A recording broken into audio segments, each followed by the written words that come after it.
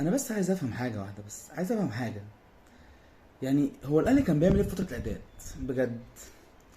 هو رايح النمسا وجاي من النمسا وحوارات وبيتمرنوا ومنزلين لنا تمرين كل يوم وتعاقدات جديده وامام عاشور وحوارات. الاهلي فاضي. الفرقه النهارده مفيش اي تحضير للماتش، لا من لعيبه ولا من كولر مدرب، ولا اسوأ ماتش لعبه كولر من ساعه ما دخل النادي الاهلي.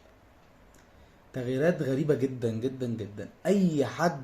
اي حد طبيعي في العالم شايف ان حسين الشحات مش فورمة خالص النهاردة. شايف ان امام عاشور اسوأ واحد في نص الملعب بالنسبة لديانج ومروان عطية. الاقي تغييرات تانية خالص.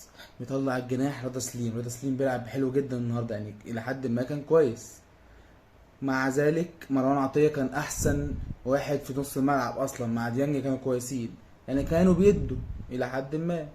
راح مطلع مروان عطية وساب امام عاشور، مطلع رضا سليم وساب الشحات. وتغييرات وحشة جدا. ياسر ابراهيم نازل في اخر 5 دقايق مكان كهربا، واحنا محتاجين نجيب جون عشان نتعادل. تغييرات غريبة مش مفهومة بالمرة. تفهمش ايه اللي بيحصل، تفهمش هما كانوا محضرين لايه، كانوا بيحضروا لايه بقالهم فترة كبيرة.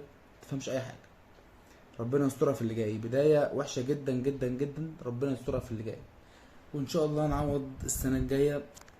يعني ربنا ييسر الحال ان شاء الله، وخير خير.